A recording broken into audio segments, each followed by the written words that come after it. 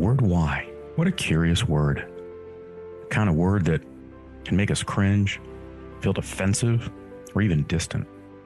But you know, sometimes why is the key that can unlock so much to our lives.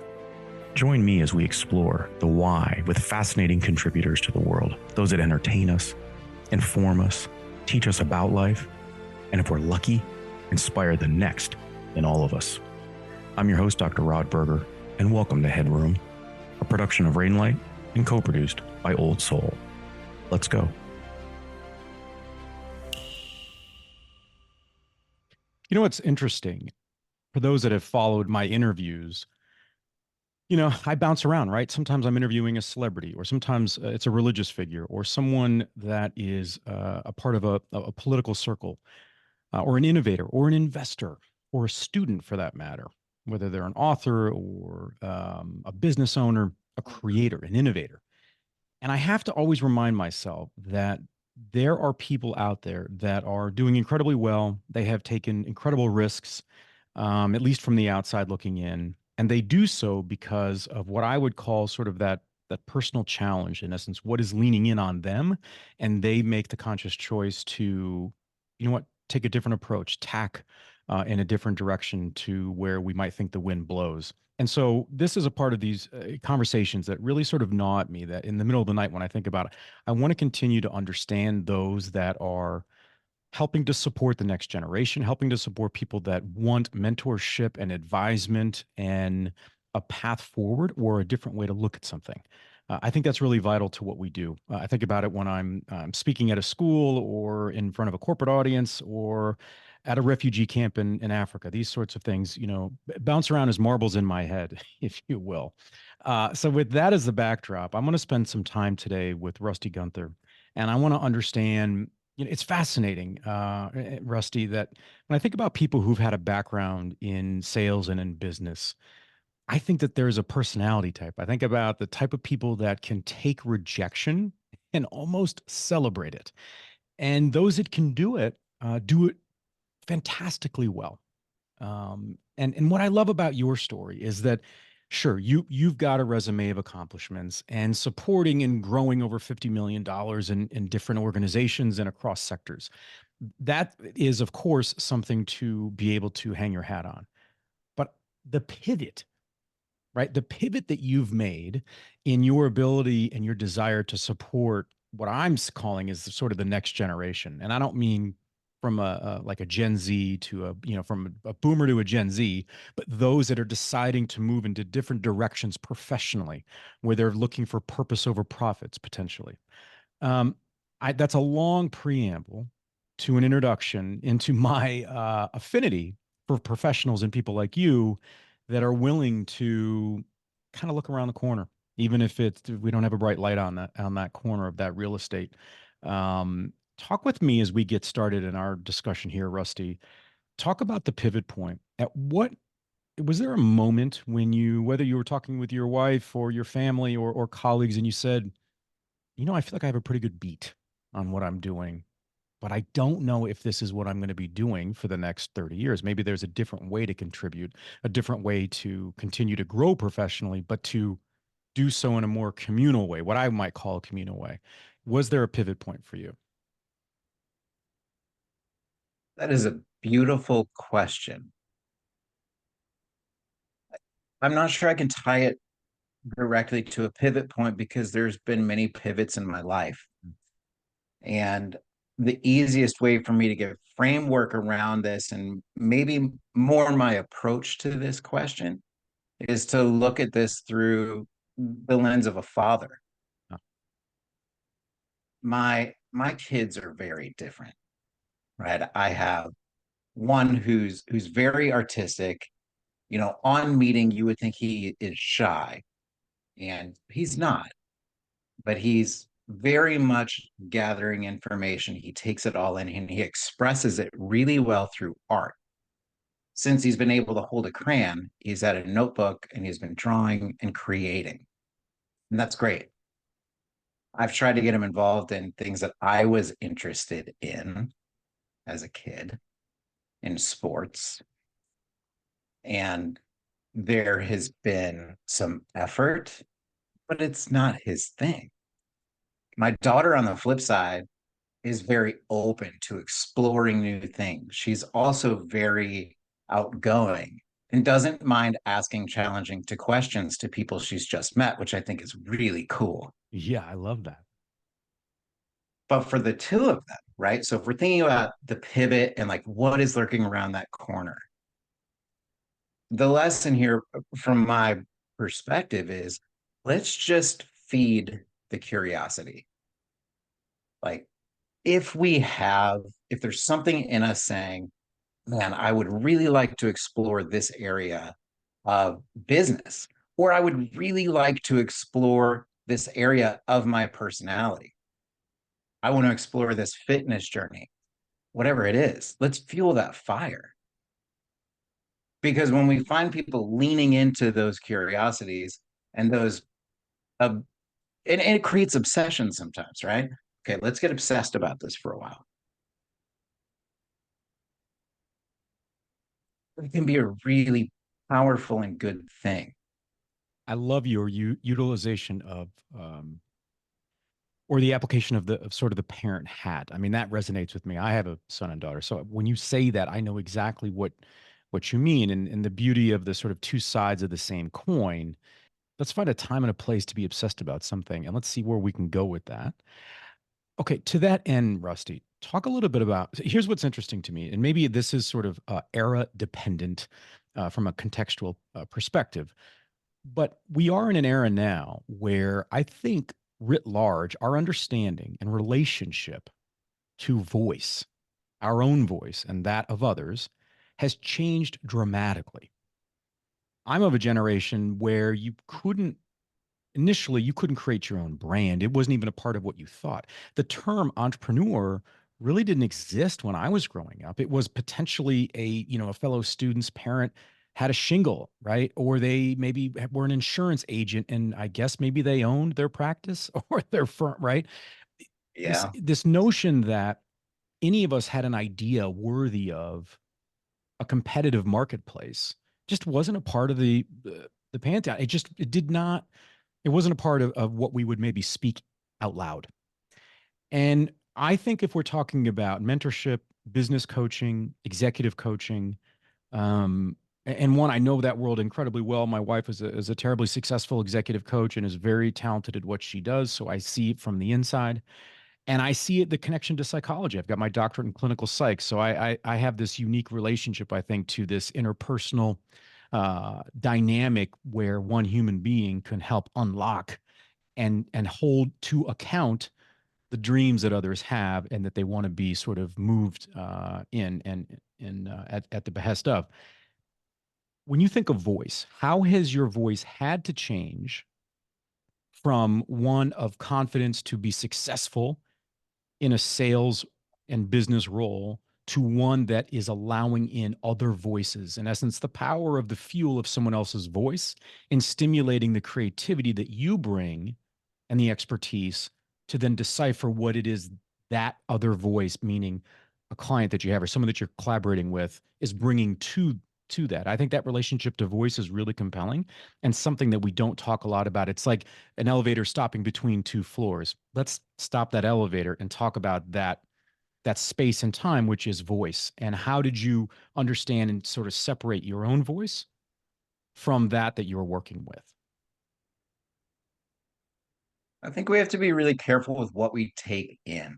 Mm. If we're looking for our voice that we are projecting out to others. And what I mean by that is we could have success externally working at odds with our internal voice or compass. And so for me, and this really goes back to that turning point or pivot question. That was your first question. When those two things align, when what you take in is speaking to your inner voice, and that becomes your message, I think that's where you find your brand. We have a lot of people who may feel pressure who develop a brand to be an entrepreneur. And you're right, growing up, an entrepreneur was this like this weird idea that like, and there was someone's dad who was really successful and he was an entrepreneur. What does that mean? I have no clue, but he's making a lot of money and he seems happy. And so we all want to be entrepreneurs. I think if you can find something that speaks to you internally, that says that is aligned with your core values.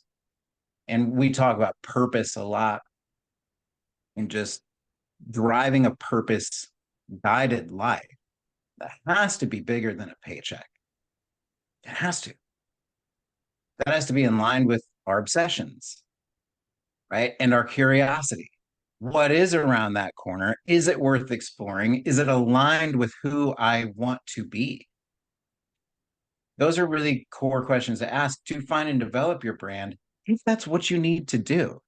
Take the pressure off a little bit, right? For anyone who's listening to this, if you feel like, man, I have to figure out what it is I need to do, you might be asking the wrong question. What question should they Who be do I asking? want to be? Right? Like, who do I want to be? How do I want the world to talk about me? And so People in do there, this in a lot of different ways, right? Like, they people do. will do this in really creative ways. They they absolutely will. I, I'm curious. So there's an incredibly, I think, fertile landscape, I think it's a wonderful, I think, change to the professional environment or playing field, which is professionals that are seeking out the guidance, the assistance, the mentorship, the coaching to continue to better themselves. Not maybe that they want to, sort of break out from the corporate mold and start their own business, but they want to be positioned to maybe be a leader within a corporation, or they want to make sure that a new post, they are successful in it. And we're not sort of exercising the Peter principle here. And we're finding just another sort of victim in the collateral damage of misaligned talents and roles and responsibilities. But with that, I think a good challenge for a really good coach is the ability to be, if I'm sort of crude about it or very rudimentary, it's like to be straight with people when we talk about feedback. Because as the marketplace continues to be proliferated with, I guess, new potential clients and customers and collaborators that are seeking out this sort of collaboration professionally, I think there are a number of those that, because we live in a world where branding is just sort of, it's like after our interview, if Rusty, let's start a business. Well, by 5 o'clock, we could have an LLC and be ready to go, and an X account and an Instagram. And so because of that world, I think that there are people that feel pressure. They feel pressure that whatever they've accomplished may not be good enough if it's sort of supporting something else that's bigger than them, somebody else's dream and idea. And so executive coaches that I know that I speak with, whether it's on air or off, it's a fascinating interplay between when you hear someone talking about something and the motivation is potentially not aligned with reality, at least with the skill set that they bring or sort of their makeup. And that can be a real challenge in that relationship because, you think about your kids and my kids, how many jobs are they going to have? How many are they going to start? How many companies? What part of branding is going to play a role in that? Voice, representation, all of that. And maybe my kids aren't cut out to do that. Maybe they're cut out to be a really great, Robin to somebody's Batman. Um, how do you think about the role and the power of feedback? Because it's really easy to say yes and let's be obsessed, right? But an incredibly good coach also is really good at putting up parameters, sort of chalking the field. You love sports, I love sports. Chalking the field in a way that says that, Rusty, that I hear you in that, but I'm wondering if that exercises the skill set that comes naturally to you, and then figuring out that what that looks like. Talk a little bit about the evolution and your experience and your comfort level with feedback and sort of trusting the universe largely Mhm. that I'm not going to push a client away. If anything, it's going to bring them closer because they feel trust and they feel that there is a backstop to whatever sort of random idea or thought I have that is influenced by really peer pressure, regardless of age. Once we know like where you're going, like once we have sort of pointed out the North Star and all right, that's the direction we're headed, whether you are Batman or Robin. And there is nobility in being Robin here. Let me make this very clear. From my perspective, Robin is aligned with Batman and his ideals. That is also true to who Robin is. And when we look at and we can I'm not trying to get comic book nerdy on this, but if you look at this, there's oftentimes you see Batman make some really funny decisions on the direction he's going, and Robin ends up being the anchor that pulls us back. So maybe here's good coaching like framework. Robin sometimes pulls us back to like, man, Robin is staying the course. Batman is out in left field right now. And Robin then gets put in positions that he has to be saved. It brings us back, right? So I think in this context, you can be aligned with someone else's ideals. In fact, if you want to do something great, you're going to have to find a tribe to do this with. You have to find people who are like minded. If you really want to make something happen, you cannot do it alone. Isn't that the great irony, though? That we think that it has to be some individual, like, I own my idea, it's my dream. And yet you're so right that once you start to actually unpack it and try to live in some reality, that you do need a tribe. You do need sort of a collection of people that will help to support and or challenge at the same time. Do you find, Rusty, that the questions that you get, and I'm not saying that they are all the same at all, but I would imagine there are some patterns that emerge with clients that you notice that they sort of reflect the day and age that we're living in. I mean, coming out of COVID and remote workplaces, there's sort of a lot of second guessing, which I think is human nature. And I won't maybe call it depression, but when you're used to working in an environment with a tribe, and maybe it's a tribe that's on the 52nd floor of a of a skyrise, and now you're stuck in a home office, it really can sort of change your thinking. And I'm just wondering if the questions have evolved over the last few years that you've noticed that might be indicative of sort of where we are when we think about the relationship between our personal lives and our professional pursuits.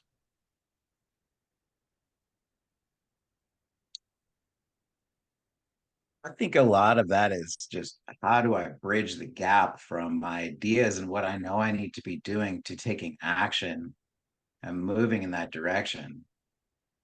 And often that will show itself in just hesitance to not say something. So a good coach is a really good listener. And that builds trust over time.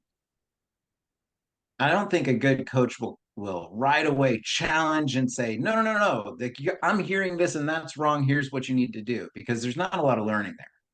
I think a good coach will build trust, understand where you want to go, and then every once in a while raise the flag and say, Rod, I just something is screaming at me right now, and it'd be irresponsible if I didn't say this right now. You told me this is what you wanted, and we're going in this direction here. Is that important to continue down, or is this not worth our time? Just asking the question, is this important? That also might trigger a pivot. Yeah, and sometimes auditing our own lives is actually the most difficult thing. It sure is much easier to audit your spouse's life in conflict, or your Yeah. boss's life, or a colleague. All right, let's take a major pivot, Rusty. Um, I am a look, I'm a lover of stories, storytelling, and the origins of sort of where do these things come from? Because maybe it's because of young people that I've worked with over my career, in that I think for young people, it's always very frustrating when they meet a professional of some acclaim that acts as if they were born that way, right? They sort of were, they came out of the womb and they were successful and they had a great career and these sorts of things. I would imagine that somebody with your background that, and I'm using the word courage because I'm not, I think we all sell. I think it's just a part of, but we don't sort of give credit and credence that everything in life is selling. Basically, at any given moment, there's a part or a nuance of selling and representation that we exact at the soccer field or whether it's in a boardroom, right? Um, I'd love to know what it was like for you as a child, because I would imagine that you have to have developed a level of confidence, but I think more granularly, a sense of trust with yourself. Because we are littered with stories, and oftentimes Hollywood will portray them where people, they sort of, as they age, they think, gosh, if I just would have had, if I would have trusted my gut, if I would have had experiences that said, you know what, that was the path I should have taken. And some of that I think is born out of whatever environment we were reared in. And so help me understand what an elementary school age Rusty was like. Did you have a really sort of heightened sense and a quality of an emotional radar that allowed you to pick up on things that maybe was not resonating at the same decibel level? HeadRoom is produced by Old Soul, a one-stop marketing agency that understands the power of brand and nuance. Reach out to my guy Matt at Old Soul and supercharge your brand and content strategy. That's Old Soul. Shoot Matt a note at aoldsoul.com. That's AOLDSOUL.com. And now, back to our guest. Oh man, I have a hard time seeing myself in the third person in elementary school. And but my mom could tell you about that. I think I and my grandma, her birthday was yesterday. She turned 86 years old, and we had a great conversation yesterday. I think my EQ was always pretty high. You know, I'm a very empathetic being, and I tap into emotions. And because of that, I'm very patient with people, but I was not always patient with myself.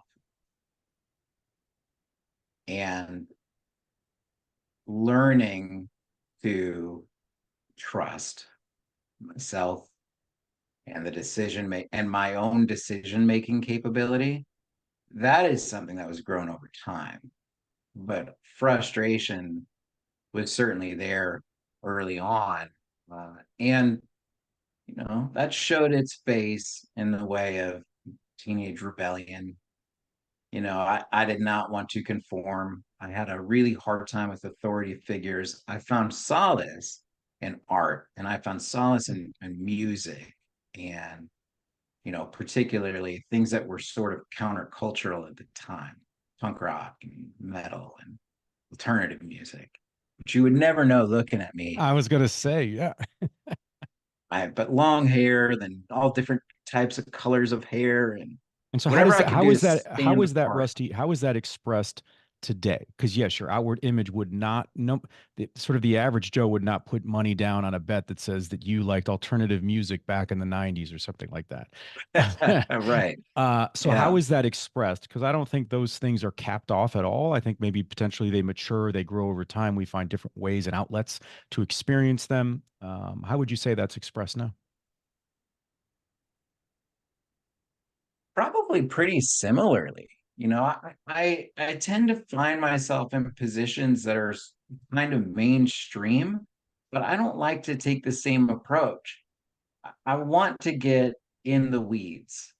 I want to get at ground level, right? What I mean by that is I was involved with a fast food franchise for a while. And what we used to say then was, and something I learned was the further away from the burger that you got, the worse your decision making was when it came down to what's going to work operationally. And so I think it's really important, no matter where you are, if you're in a leadership role and you don't do the job at least semi regularly, you are missing the point. And in some way, people are against you, who are working with and for you because you're too far from the burger. So get behind the line, man. Like, do the work and be part of the group that you are leading. See, I would Because see, I if mean, you look, don't, like, you're going to build animosity. by the way, I need to use that with my last name being Burger, not spelled the same way. That is a fantastic. The further away you get from Burger, the Oh worse man, it's that going to is a get, right? tagline for sure. uh, not to derail us here in that. What I love about that is talked a little bit on the margins of sort of what it was like as a young person and the counterculture and sort of looking maybe with a tilted head towards what you were seeing or receiving in your environment and questioning. I think questions are undervalued in our society. That tells me the type of someone said, well, what kind of coach do you think Rusty is? I would say, well, look, here's how I would describe it. You're going to want someone who's going to kind of tilt their head and ask a question that potentially is going to make you might feel a little uncomfortable, but it's going to allow you to experience a full sort of comprehensive understanding of what you're tackling and the dream that you're trying to narrate. And I think that's really powerful. I think we live in a world of yes. And I think that, we struggle to understand that that's not how life is. And we actually value those that really care enough to, like I said earlier, chalk the field and understand that, well, wait a minute, what if we chalk it in a different direction and the sun rises on that goalpost as opposed to that one? Do we change our frame? It's Robin Williams standing on the desk in Dead Poet Society, and all of a sudden the student's looking and going, I mean, you just changed our frame by 3 feet, and all of a sudden I have a totally different understanding of myself. If we put a wrapper on our conversation, Rusty, what do you tell me what you think? What is your story? And not just sort of the moral of your story, but I'd like to know, where are you? Are we in the sort of the opening chapters and it just took you a long time in the writing process and this is kind of where you are? Or do you feel like, I've kind of I've passed that midway point of my story, and I say that with pride, or it's launching sort of this respect and reflection, my grandmother turning 86. But I think a lot of times we'll look at a moral of a story, but it's more about like where do we fit on that train track of time relative to our story? Where is your story currently? I am right in the middle of it. You are. I'm living it. And I don't see a wind down here. I see taking the lessons that I've learned, which you've helped me articulate today. Thank you very much for that. But taking those lessons and then moving forward with a fresh perspective of, all right, now with all this knowledge, I am where I am today. What can I do with it? I love that. So we'll see. You know what I appreciate about that, Rusty, is that, and I recently spoke at a high school around social entrepreneurship and sort of in that essence of creating a dream and innovating around impact and having impact, is that you're not coming across as a wrapped in cellophane, packaged, ready to go, scope and scale at all. It's, you know what? Let's embrace the unfinished and the sort of the reclamation of what it is that got us to this point as professionals and as people. And that speaks, I think, volumes to the success that you've had. I want to make sure that people can find and learn more about you. Where should we direct them? You can go to rustygunther.com. That's a great place. I love it. It's just, it's you. That's what people are looking for. There's a transparency. The next time I'm in Arizona, we should meet up for a coffee and a story and continued success. I really appreciate you going down a rabbit hole of both experience, perspective, and forecasting as well. We want to thank Rusty Gunther. Go to rustygunther.com. I'm your host, Dr. Rod Berger. Thanks for taking the plunge into HeadRoom, where we uncover the why behind the what and who impacting our lives. HeadRoom is a production of Brainlight and co-produced by our friends at Old Soul. I'm your host, Dr. Rod Berger, and this is HeadRoom.